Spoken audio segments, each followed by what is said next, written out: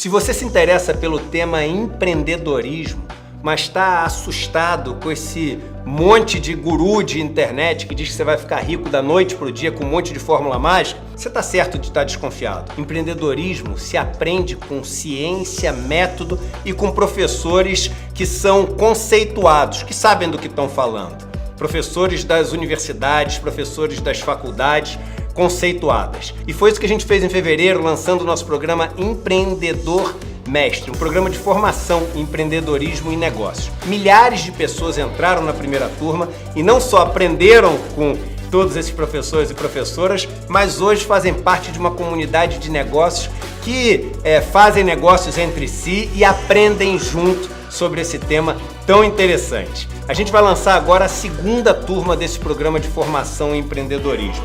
E a aula inaugural vai ser dia 28 de julho, um domingo às 8 horas da noite. Se inscreve, não perde essa aula não, que você vai ficar encantado como ficaram os milhares de alunos e alunas que se inscreveram na primeira turma. Um abraço e até lá!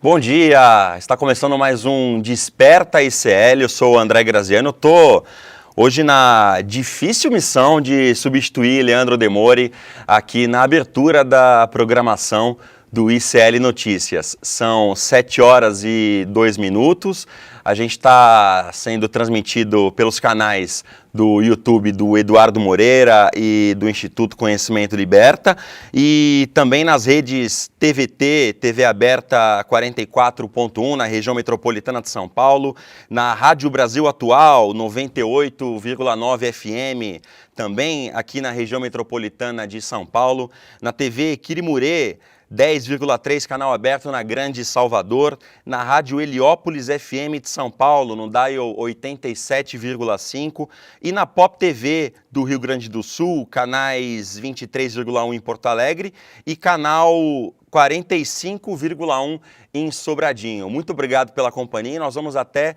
às 8 horas da manhã, já fazendo uma abertura do noticiário do dia, com as notícias que devem tomar conta dos debates, das conversas nesta quinta-feira. E para a gente começar, nós vamos falar sobre a Carla Zambelli, que foi incluída por Alexandre de Moraes no inquérito da tentativa de golpe de Estado. Segundo a investigação, a deputada do PL de São Paulo intermediou a viagem de uma influenciadora à Espanha e essa influenciadora repassou um dossiê apontando que o narcotráfico financiaria o PT. Carla Zambelli, que tem uma ficha corrida, né, em relação a algumas ações praticadas por ela nos últimos anos.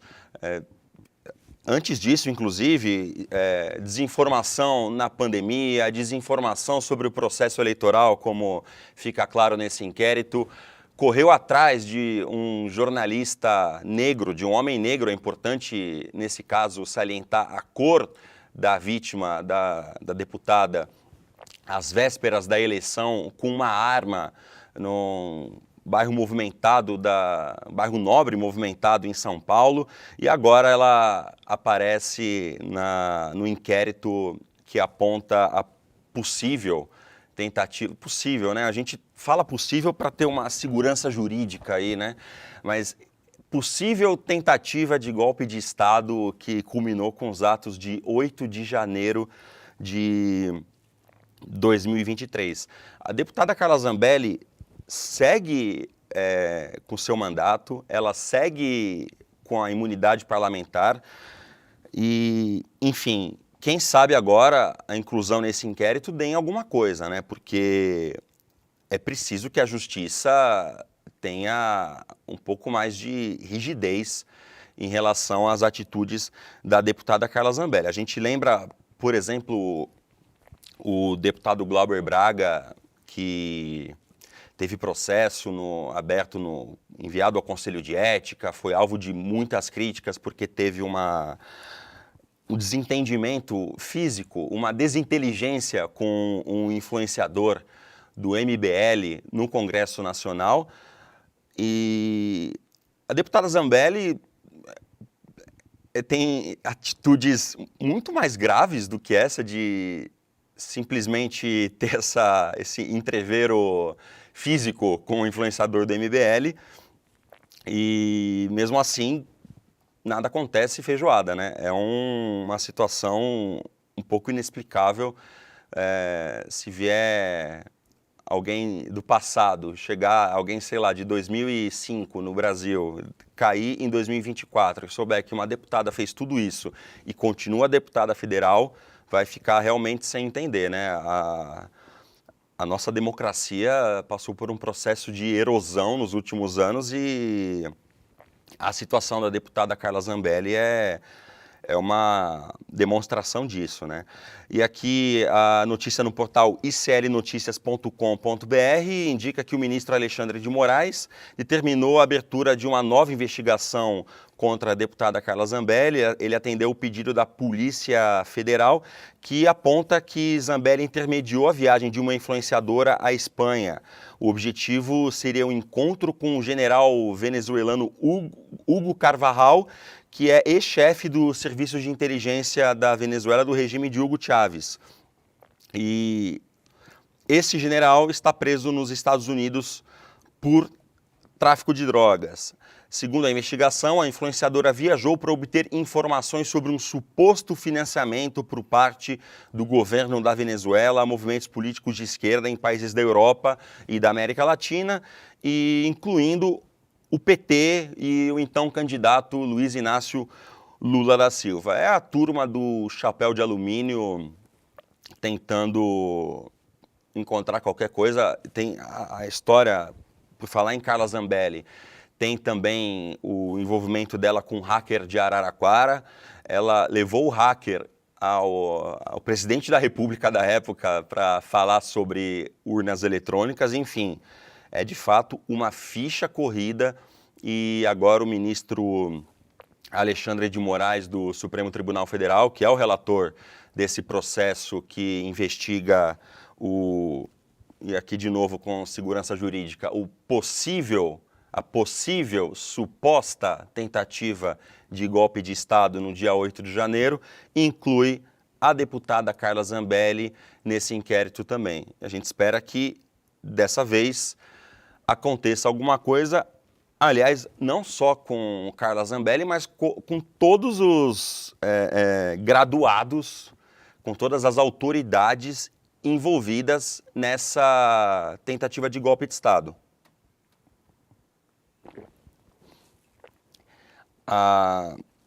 E aí a gente pensa, né, outras pessoas que supostamente estão envolvidas supostamente envolvidas nessa suposta tentativa. Aqui para o jurídico do ICL não brigar comigo. Ex-presidente Jair Bolsonaro, evidentemente, e toda a família dele envolvida com política, como o deputado Eduardo Bolsonaro, o vereador Carlos Bolsonaro, o senador Flávio Bolsonaro, a cúpula militar próxima a Bolsonaro, especialmente o então comandante da Marinha, Almir Garnier, que seria, segundo inclusive depoimento de outros comandantes, o mais bolsonarista dos comandantes e teria dito sim a uma suposta ordem do presidente, um suposto pedido do presidente de adesão das Forças Armadas a um fechamento do regime. General Augusto Heleno, Anderson Torres, Ramagem, enfim, é muita gente importante, muita gente que ocupava altos cargos na República Federativa do Brasil, e os que estão presos com penas duras e, do meu ponto de vista, corretas, são só os idiotas úteis, né? Os idiotas úteis foram julgados, condenados por envolvimento na tentativa de golpe de Estado, porém, os mandantes não foram condenados até agora, né? Não foram julgados até agora. Então é muito importante a inclusão da deputada Carla Zambelli, mas mais importante ainda vai ser quando de fato esse processo andar. E ainda na seara bolsonarista, um outro bolsonarista muito importante foi condenado a pena de prisão aqui no jornal O Globo. Luciano Hang é condenado à prisão pela Justiça do Rio Grande do Sul por ataques a arquitetos. O que aconteceu foi o seguinte, na cidade de Canela, no Rio Grande do Sul, seria construída uma loja da Van, a loja da Van sendo levada a esse município, e aquela coisa horrenda que tem em frente às lojas da Van é a Estátua da Liberdade, né? E não tem nada mais cafona do que aquilo. Não é bonito, não é chique, muito pelo contrário, é simplesmente um americanismo, um viralatismo barato, né? Mas enfim, o arquiteto, que pelo visto tinha algum senso estético, ele não quis, ele liderou um movimento na cidade de Canela contra a instalação dessa maravilha da arquitetura que é a Estátua da Liberdade da Havan. E ele foi chamado, aqui segundo a reportagem pelo Luciano Hang, de esquerdopata.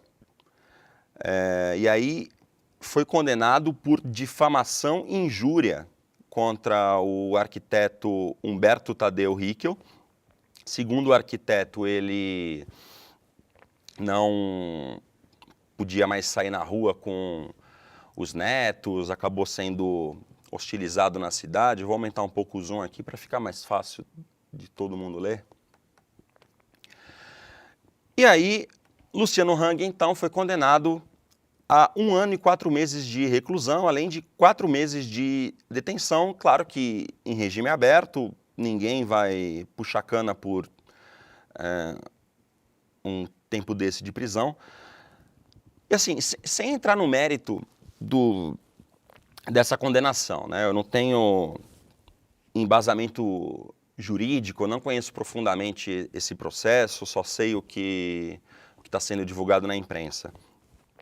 Mas me causa certa estranheza que o Luciano Hang, que, por exemplo, durante a pandemia de Covid-19, defendeu o, entre mil aspas, tratamento precoce que não existe, tá? Contra a Covid-19, com uso de substâncias ou de medicamentos que não servem para a Covid-19, segundo qualquer especialista sério. Alguns picaretas defenderam o uso desses medicamentos.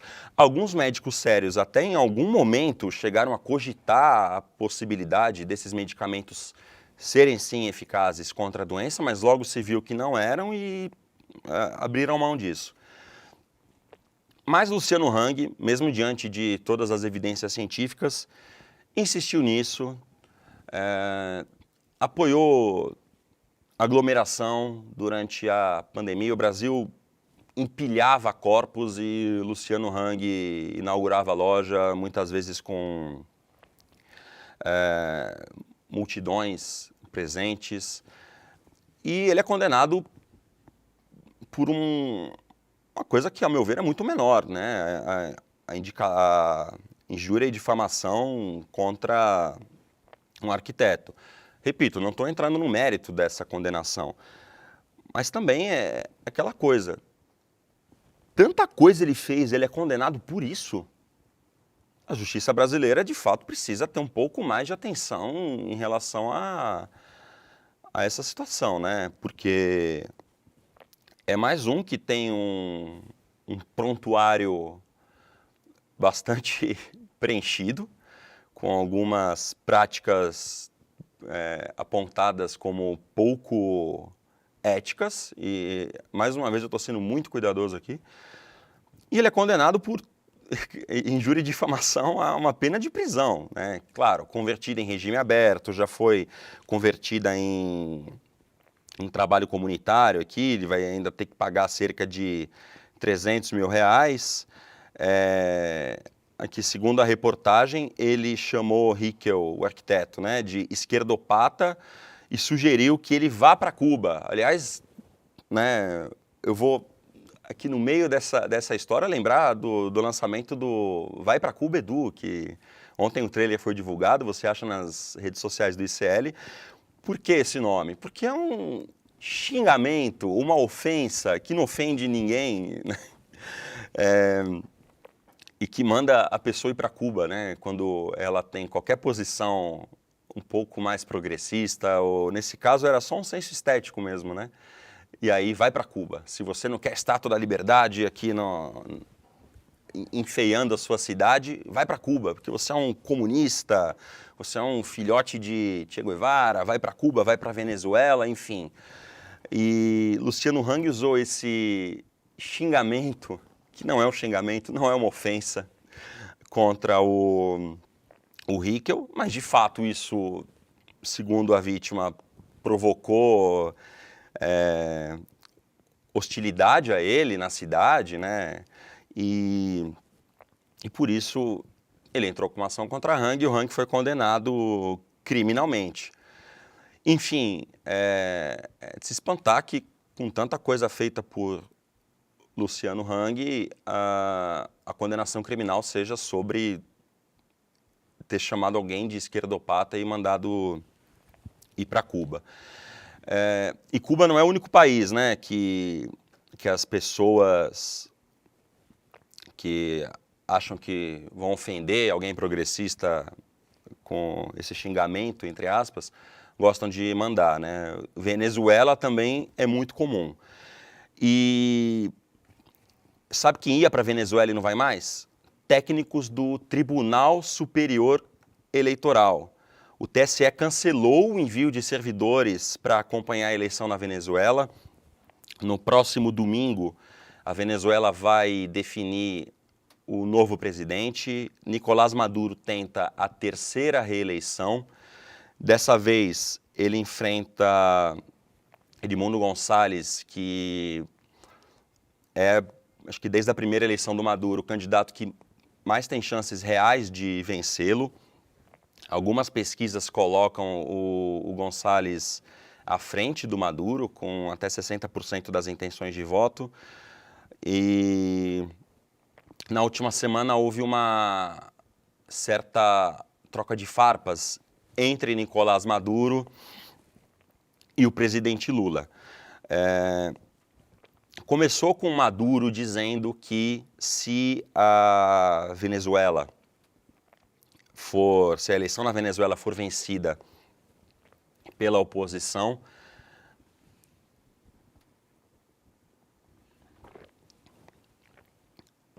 uma hora falando, precisa molhar bem a garganta, o tempo está seco em São Paulo. Se a oposição vencer a eleição na Venezuela, vai haver um derramamento de sangue provocado pelos fascistas. A declaração é infeliz, mas a forma como ela foi noticiada não condiz exatamente à realidade, ao contexto do que aconteceu. Acho que pode haver aí sinais ou certa ameaça velada do Maduro nessa fala, mas objetivamente ele atribuiu esse possível derramamento de sangue à direita. Ele não afirmou farei eu um derramamento de sangue ou farão meus apoiadores um derramamento de sangue caso percamos a eleição. Ele não disse isso. De qualquer maneira, o presidente Lula, possivelmente também pensando no público interno, sabendo que Nicolás Maduro é mais um passivo do que um ativo nesse contexto político brasileiro, porque a comparação entre Lula e Maduro, que não faz nenhum sentido, mas para muita gente de chapéu de alumínio faz, acaba sendo prejudicial para a imagem do presidente Lula. Então o presidente Lula respondeu ao Maduro dizendo, ou respondeu à imprensa comentando sobre o Maduro dizendo: a declaração me deixou preocupado. Eu recebi com preocupação essa declaração de Nicolás Maduro. O Maduro, então, reagiu à reação do Lula, não mencionou diretamente o presidente brasileiro, mas disse: quem está preocupado que tome um chá de camomila. E também fez, e aí o Maduro reafirmou o que ele disse, dessa vez dizendo que esse derramamento de sangue vai ser por aqueles que apoiam o fascismo, apoiam Hitler, até ele mencionou, enfim. Ou seja, pela extrema-direita, né? Ele não disse que os apoiadores dele fariam esse derramamento de sangue, e ele reiterou isso. E nessa resposta do Maduro ao Lula, ele mencionou o sistema eleitoral brasileiro como não confiável, dizendo que as eleições na Venezuela tinham a melhor auditoria do mundo, enquanto as eleições dos Estados Unidos, da Colômbia e do Brasil não eram auditadas. E é mentira isso, não é verdade. Maduro repetiu um discurso bolsonarista, inclusive o Bolsonaro fez uma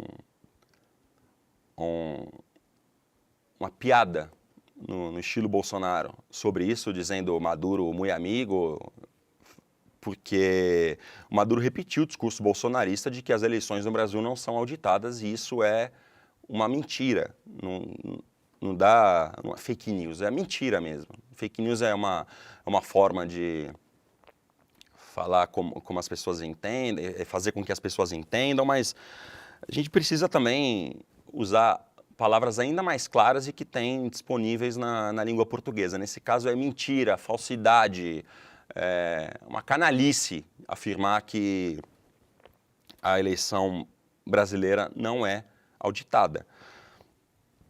Em reação a isso, o Tribunal Superior Eleitoral, que enviaria servidores para acompanharem a eleição na Venezuela, que também é feita pelo sistema de urna eletrônica, cancelou esse envio. Então, não haverá mais servidores do Tribunal Superior Eleitoral acompanhando a eleição brasileira. E o TSE também respondeu à declaração do Maduro, e dizendo aqui que, em face de falsas declarações, vou também aumentar aqui para todo mundo conseguir ler na tela.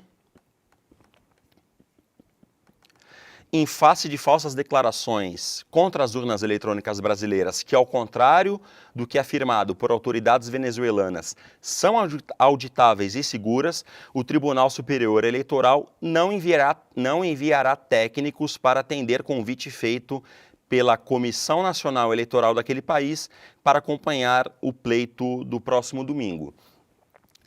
O Brasil vai ter representante oficial ainda acompanhando essas eleições.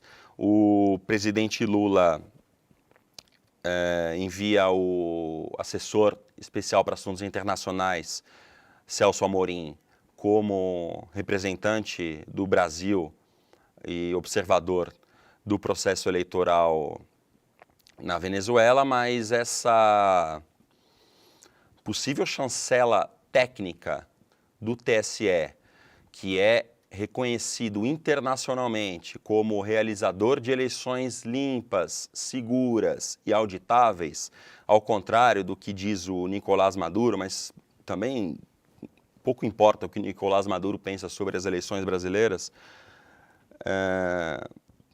embora essa declaração dele fomente os golpistas brasileiros que querem desacreditar o sistema eleitoral e todas as instituições,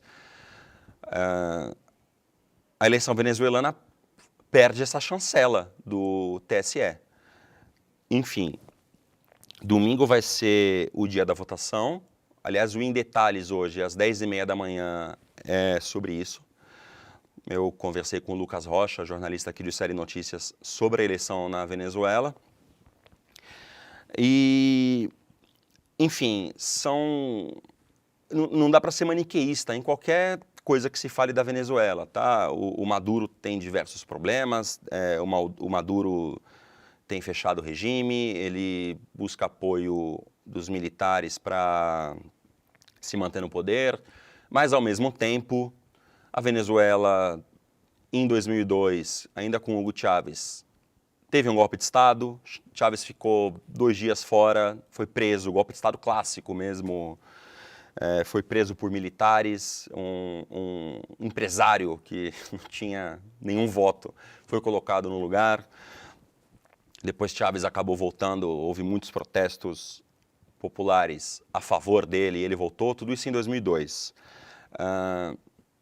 A partir disso, o regime de fato fechou, com Maduro mais ainda. Maduro também enfrentou oposição, inclusive sangrenta, quando ele venceu a eleição do Capriles por muito pouco. A reação da oposição foi violenta, enfim. Então não tem santo na Venezuela. Tanto do lado do chavismo, quanto do lado da oposição de direita e extrema-direita, e a gente sabe o quão nociva a extrema-direita é para qualquer regime democrático, não tem santo. Então uma situação ainda imprevisível, ninguém consegue cravar que um lado ou outro vai vencer, porque ninguém consegue ter certeza, primeiro, sobre a lisura do processo eleitoral venezuelano e, segundo, sobre o respeito ao resultado. E não só se o Maduro respeitaria uma eventual derrota, mas também se a oposição respeitaria uma eventual vitória do Maduro, que também é uma questão. Embora pouco se fale no Brasil sobre isso, é quase, a gente, se acompanhar na grande imprensa, vai ver quase uma luta do bem contra o mal. Não é isso que acontece. E agora, a eleição na Venezuela perdeu a chancela, uma chancela com bastante credibilidade da justiça eleitoral brasileira. Enfim, domingo, talvez na segunda-feira, enfim, a gente já tenha, ou no próprio domingo, a gente tenha já o resultado e na próxima semana vai saber o que de fato vai se desenrolar na Venezuela. Tem outro assunto muito importante que aconteceu ontem nos Estados Unidos, aqui destaque do G1. Netanyahu fala no Congresso dos Estados Unidos e diz que guerra em Gaza é entre civilização e barbárie. O discurso gerou protestos e boicote. Houve muito apoio ao Netanyahu dentro do Congresso americano. Do lado de fora do Congresso, houve muito protesto. É até espantoso que um chefe de governo estrangeiro fale tantas vezes no Congresso dos Estados Unidos. Estava conversando ontem com a Heloísa Vilela sobre isso. Heloísa, que durante décadas foi correspondente nos Estados Unidos. E a Elo disse, assim, não surpresa, mas intrigada com o fato de tantas vezes Netanyahu ser convidado a falar no Congresso americano pela extrema-direita daquele país, pela extrema-direita trumpista, que é bastante forte, bastante relevante no Congresso dos Estados Unidos. Segundo a Elo, só Winston Churchill falou tantas vezes no Congresso americano. Winston Churchill, como chefe de governo do Reino Unido durante a Segunda Guerra, falou algumas vezes no Congresso dos Estados Unidos e havia uma justificativa um pouco mais plausível, né? Que era a própria Segunda Guerra, a luta contra o nazismo, enfim, a Alemanha nazista, o eixo, Alemanha, Itália e Japão. E agora, num contexto completamente diferente, Netanyahu também é diversas vezes chamado a falar no Congresso dos Estados Unidos. Aqui no G1, o primeiro-ministro de Israel, Benjamin Netanyahu, buscou reforçar a aliança com os Estados Unidos e reassegurar o apoio dos americanos em meio a tensões no Oriente Médio em discurso no Congresso nesta quarta-feira. O discurso de Netanyahu acontece em um momento de pressão sobre os israelenses por conta da guerra na faixa de Gaza. Ele foi recebido no Capitólio com protestos pró-Palestina e pró-Israel em frente à Casa Legislativa. Também houve boicote por parte de congressistas democratas e outros funcionários legislativos. Entretanto, o premier israelense foi ovacionado diversas vezes pelos presentes. Houve boicotes de congressistas democratas, mas também a gente precisa lembrar que o governo democrata de Joe Biden é um financiador da guerra na faixa de Gaza, né, do massacre promovido por Israel na faixa de Gaza. Porque, enfim, já faz alguns meses que a gente aqui no ICL Notícias vem repetindo isso. Reagir a um ataque terrorista é legítimo, mas a medida dessa reação, e quando essa reação é contra a população civil e visa, com pretexto de destruir o grupo terrorista, acaba destruindo milhares de civis, com mulheres e crianças sendo a maior parte das vítimas, isso perde qualquer legitimidade, né? Diversos fóruns internacionais já apontaram crimes de guerra cometidos por Israel e, mesmo assim, Joe Biden mantém o apoio e o financiamento a Israel. Uma guerra dessa custa alguns bilhões de dólares. Então, por mais que deputados democratas, senadores democratas tenham boicotado, a gente precisa lembrar que o governo democrata dos Estados Unidos, democrata no sentido do Partido Democrata, apoia Israel. E apoia, não só apoia na ideia, mas apoia na prática, né, com financiamento à guerra na faixa de Gaza, a guerra contra os palestinos. A vice-presidente dos Estados Unidos, Kamala Harris, que presidiria a sessão no Capitólio nos Estados Unidos, a vice-presidente, espécie de presidente do Senado, ela não participou da sessão. Provavelmente, nesse momento, não é interessante para Kamala Harris, a possível candidata à presidência dos Estados Unidos, ser associada, né, ter a imagem associada a Israel. Mas haveria hoje um encontro na Casa Branca do Biden com Netanyahu e Kamala Harris deve participar. Enfim, é mais uma prova de que há um desconforto, na verdade, do Partido Democrata com Netanyahu, mas não há uma ruptura, tá? Longe disso. Não há de forma alguma essa ruptura. E por falar em Israel, aqui essa notícia saiu aqui primeiro no Daily Sabah. O Daily Sabah é um jornal turco, financiado pelo governo turco. É importante sempre ressaltar isso. E ele noticiou que o porta-voz, o porta-bandeira da delegação de Israel na abertura dos Jogos Olímpicos, abertura agora nesse final de semana, sexta ou sábado, não tenho certeza. Sexta-feira, aqui me informa Caio Marinato, amanhã, conhecido como amanhã, abertura dos Jogos Olímpicos em Paris. O Peter Palchik, que é um dos porta-bandeiras da delegação israelense, ele teve o contexto antes. Houve uma situação absolutamente bizarra, e aí não precisaria nem entrar no mérito da legitimidade ou não do ataque israelense a Gaza, ponto. Seja você contra o ataque, ou seja você faça você parte daqueles que acham que é legítimo, que tem que reagir, enfim, neste momento, sem entrar nesse mérito. Havia ali uma iniciativa de israelenses assinarem bombas que seriam jogadas em Gaza.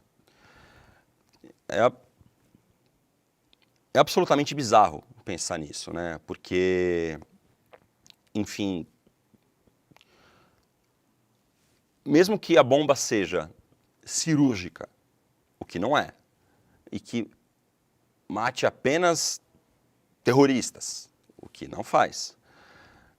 É bizarro você pensar que você quer assinar uma coisa que só vai provocar destruição, só vai provocar morte, seja em quem for, né? Assim, sem nenhum discurso moralista, sem nenhum pensar em santificar, pensamento purista, ingênuo, mas é inimaginável achar que alguém goste da ideia de ter um nome assinado numa bomba que vai provocar morte, seja de quem for.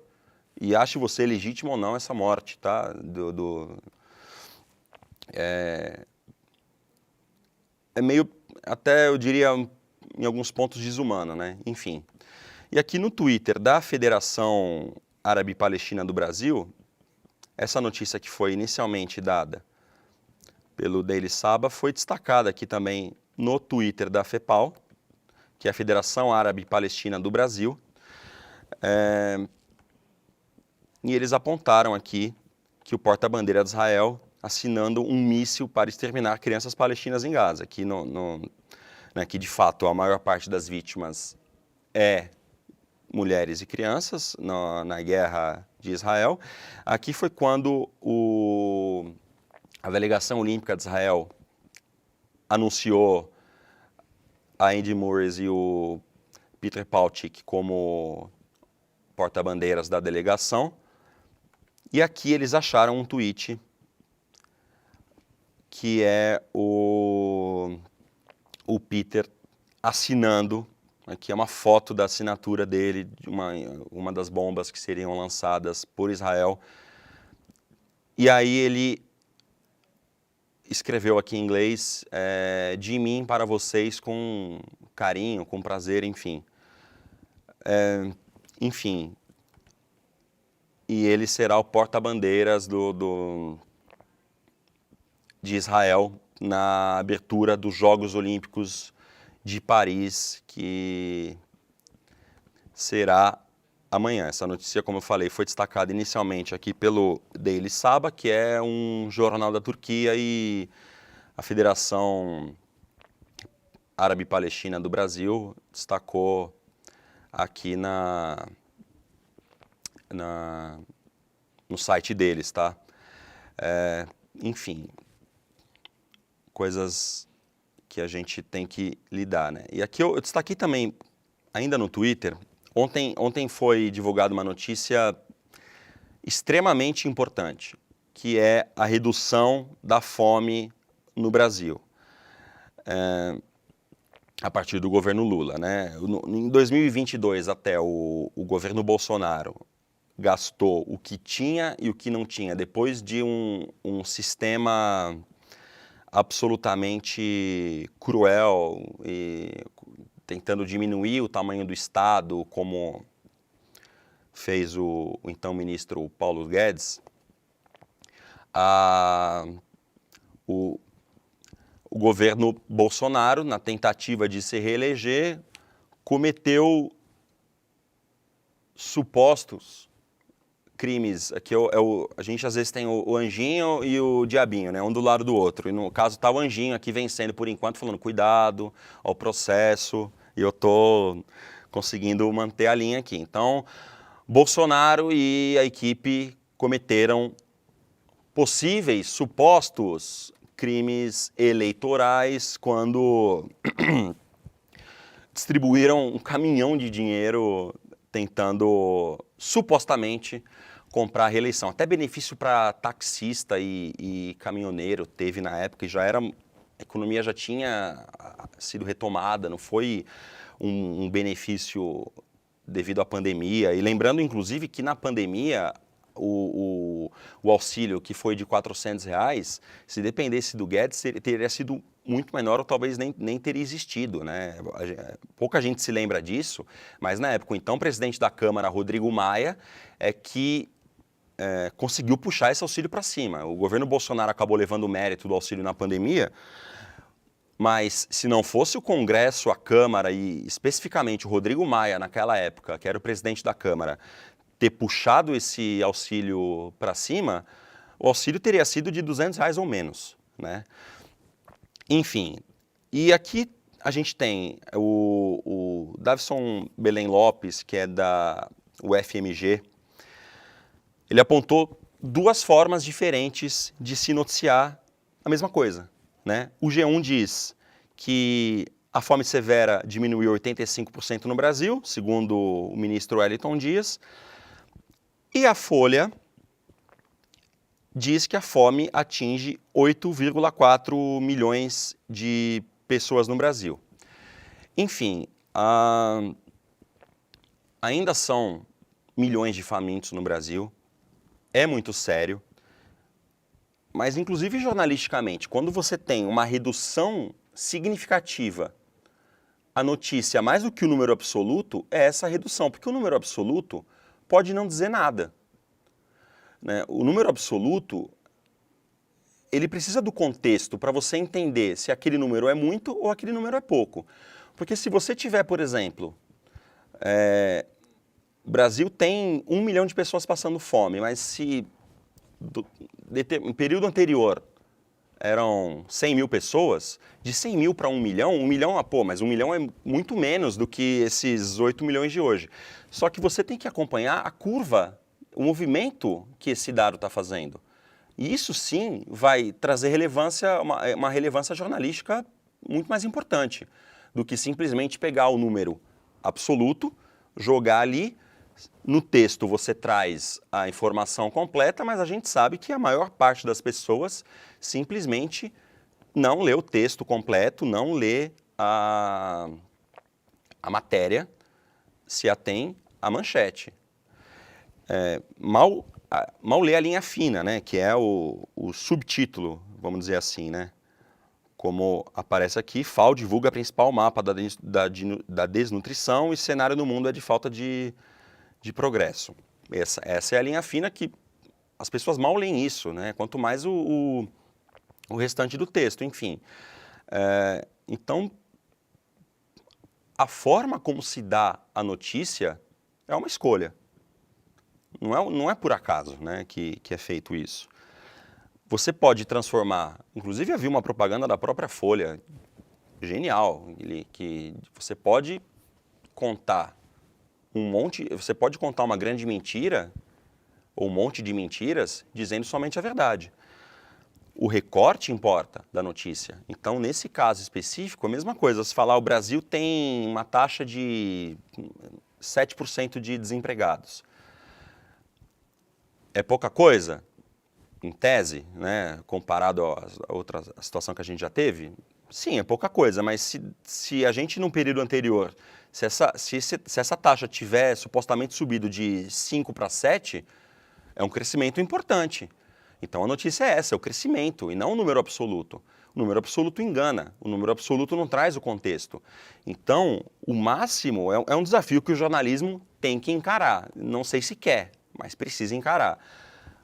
Tem que dar, em nome da própria reputação, da reputação do jornalismo, o máximo de contexto possível na manchete, no título, porque senão você vai até contribuir com a desinformação, que é algo que eu quero acreditar que o jornalismo profissional não quer fazer. Então o contexto é importante. É um desafio você conseguir colocar isso em 2 linhas, né? Em 2 ou 3 linhas. No caso do G1 aqui, especificamente nessa imagem printada pelo Davison, pelo professor Davison, é em 3 linhas, mas é um desafio que o jornalismo precisa encarar, né? É muito mais difícil, sim, a gente dar informação do que espalhar desinformação. Desinformação, qualquer bobagem que você fala, você espalha desinformação. Agora, a informação correta exige um cuidado maior, exige uma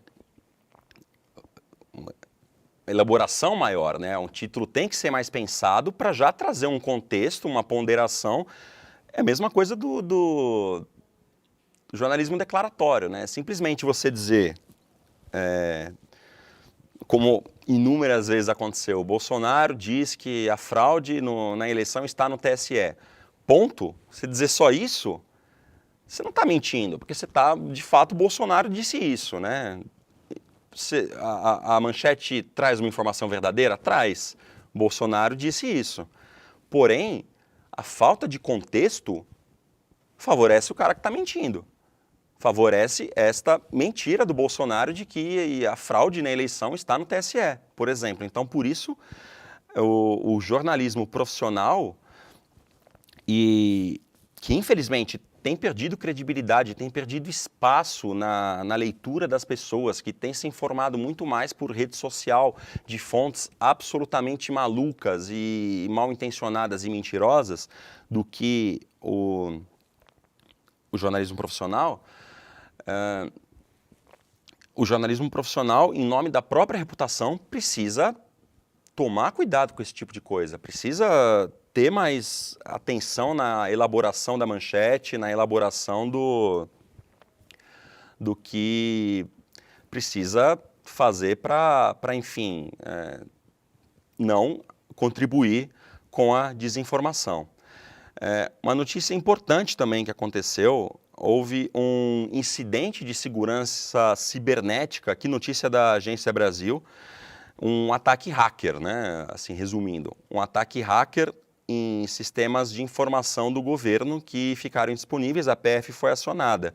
A informação foi dada pela ministra da Gestão e da Inovação em Serviços Públicos. O Ministério informou que o Sistema Eletrônico de Informações e algumas funcionalidades do Processo Eletrônico Nacional foram afetados após um incidente de segurança cibernética registrado na terça-feira.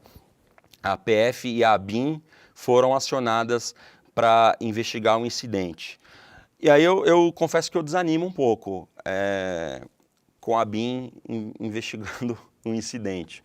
A ABIN, enfim, a ABIN paralela, né, do Bolsonaro, que na verdade era a ABIN pura e simples, completamente aparelhada por militares bolsonaristas, teóricos da conspiração e etc., tinha uma preocupação muito mais em difamar adversários do que em fazer um serviço de inteligência relevante, né? A gente lembra que, por exemplo, a presidenta Dilma foi espionada pelos Estados Unidos e a ABIN não descobriu isso. Isso só foi revelado no WikiLeaks, quando as informações do governo americano foram trazidas a público por Julian Assange. Enfim, legal, a PF investigar, bacana. A ABIN me desanima um pouco, eu fico um pouco atordoado imaginando o que a ABIN vai descobrir. Explicando aqui o que é o sistema. O sistema é usado para o agendamento dos processos administrativos de 9 ministérios e mais 2 órgãos.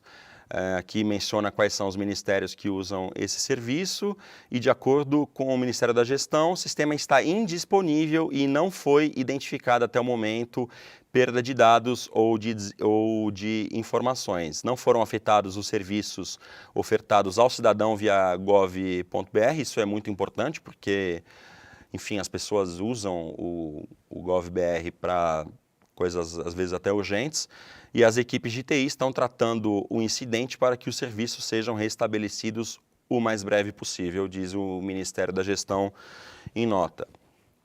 Enfim,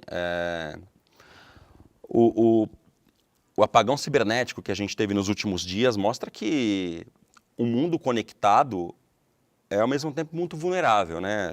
Assim, se de repente há uma falha num sistema como houve da Microsoft nos últimos dias, aí atrasou o voo, ou houve apagão cibernético, né, em aeroportos, em bancos, em órgãos públicos, enfim. É muito questionável, né, que a gente fique tão dependente de uma única ou de poucas empresas, né? Aqui no caso é outra situação, o que tudo indica um problema de segurança cibernético, é um ataque hacker, mas de qualquer maneira mostra a vulnerabilidade que existe dos sistemas digitais, né? Caio, eu vou olhar aqui os comentários agora, aqui na tela. Vamos ver. Pessoal do Rio de Janeiro, o Walter do Rio de Janeiro, Sebastião de Brasópolis, no sul de Minas Gerais. Sim, Regina Jacó Cavalcante, sou eu, todo mundo me conhece, todo mundo é muita gente, né? Mas boa parte da comunidade CL conhece o meu nome, que virou vírgula no Rolê CL, com um pigarro do Rodrigo Viana me alçou a fama. E sim, sou eu. Estou aqui hoje. O Leandro Demore, hoje e amanhã não tá, mas segunda-feira tá de volta. Demore é um cara com agenda cheia, um jornalista muito requisitado. Então, nesses 2 dias, eu estou aqui no lugar dele. Espero minimamente corresponder à expectativa do público do Desperta. Aratuba, no Ceará, também está ligado com a gente, Presidente Epitácio, enfim, bastante gente ligada aqui no Desperta ICL às 7h51. Vamos aos destaques agora do iclnoticias.com.br. Ainda sobre o combate à fome, o presidente Lula teve uma fala emocionada ali sobre o combate à fome. Esse é o grande ponto forte do Lula, né? Assim, tanto interna quanto externamente, é o ponto forte do Lula, o combate à fome, especialmente porque ele sentiu na pele isso, né, de fato. Assim, goste-se ou não do Lula, não dá para negar que é um cara que veio do sertão pernambucano, trabalhou como engraxate, vendeu amendoim nas barcas em Vicente de Carvalho, no Guarujá. Tem gente do Guarujá ligada? Eu sou do Guarujá, pouca gente sabe, moro em São Paulo, mas fui criado no Guarujá. E o Lula morou parte da vida na Baixada Santista, vendendo amendoim na barca, como ele mesmo já contou essa história, e na presidência, quando chegou em 2003, implantou um programa importantíssimo de combate à fome. Infelizmente, todo esse aparato foi desmontado depois do impeachment de Dilma Rousseff, e agora um dos grandes desafios, o maior desafio, né? A fome é urgente, quem tem fome não pode esperar. Então essa história de vamos fazer o bolo crescer para depois dividi-lo até o bolo crescer, até da hora dele sair do forno, se é que ele vai sair, as pessoas já morreram de fome. As crianças a desnutrição em crianças pode ter impactos irreversíveis na vida dessa criança, com problema de crescimento, problema intelectual, cognitivo, de desenvolvimento neurológico, enfim. Então, é urgente, não dá para esperar. Então, por isso, esse, no meu ponto de vista, é um desafio crucial que o presidente Lula, o governo Lula, enfrentam nesse terceiro mandato do presidente. E notícia aqui da Agência Brasil no portal iclnoticias.com.br, o presidente disse o seguinte: a fome não resulta apenas de fatores externos, decorre sobretudo de escolhas políticas. Hoje o mundo produz alimentos mais do que suficientes para erradicá-la. O que falta é criar condições de acesso aos alimentos. De fato, as pessoas ter fome no Brasil, com a produção agrícola que o Brasil tem, que não é voltada, ao contrário das propagandas do Agroepop, não é exatamente voltada para colocar comida na mesa do brasileiro, é muito mais voltada à exportação de alimentos e commodities, mas de qualquer maneira, com tanto de terra fértil, cultivada, que a gente tem no Brasil, é inacreditável que tanta gente ainda passe fome. Se eu puser o áudio aqui, não vai reproduzir, né, Caio, pelo menos de trecho da fala do presidente? Vamos lá, tem que tirar o mute, né, porque está mutado aqui, vamos lá. A fome, ela não é uma coisa natural, né? A fome é uma coisa que exige decisão política. Opa, deu uma microfonia aqui, Caio. Enfim. Vamos tirar então. Opa, pronto. Eu estava me ouvindo aqui. Enfim, gente, Leandro Demore domina já esse aparato aqui para apresentar o Desperta. Eu tô na primeira vez ainda, eu prometo que eu vou melhorar aqui. De qualquer maneira, o presidente falou que a fome não é natural, que a fome parte de decisões políticas. E, de fato, é isso. Tem que ter, sobretudo, uma vontade política de erradicar a fome. E essa vontade política passa pela indignação de andar na cidade mais rica do Brasil e ver fila de abrigo no centro da cidade, e muitas vezes de abrigos, aliás, nem de abrigos municipais que não são suficientes, mas de iniciativas como do MTST, da Pastoral do Povo da Rua com o padre Júlio Lancelotti, que quando distribuem alimentos tem fila gigantesca de jovens e idosos. Tem um lugar no centro de São Paulo que eu muitas vezes passo e que formam-se duas filas. A fila de idosos, que é preferencial, e a fila de pessoas mais jovens. O que, além de tudo, entristece é ver que a fila de idosos é praticamente tão grande quanto a fila de jovens, né? E, enfim, se tem uma área na qual eu desejo sucesso para o governo Lula, que acredito que seja um governo empenhado nisso, é no combate à fome. Todo o resto é menos urgente, tá? Não é desimportante outras, educação, saúde tem muita urgência também, inclusive educação, investimento de médio e longo prazo para o desenvolvimento do país, enfim, mas a fome é absolutamente urgente. São 7h58 e no próximo domingo a gente vai ter a aula inaugural do Empreendedor Mestre, da segunda turma do Empreendedor Mestre. Você pode se inscrever pelo link despertaicl.com.br. Se você estiver vendo na TV, por exemplo, essa transmissão, você pode pegar seu celular, mirar o QR Code, mirar a câmera aqui no QR Code que você está vendo no canto direito. Eu tento acertar. Opa, consegui. Tocar aqui no dedo do Edu, quase. Aqui, ponto. Ó. Pode mirar no canto direito da sua tela e acessar o site, se inscrever. Faltam 3 dias para a aula inaugural da segunda turma do Empreendedor Mestre. Você pode ter certeza de uma coisa.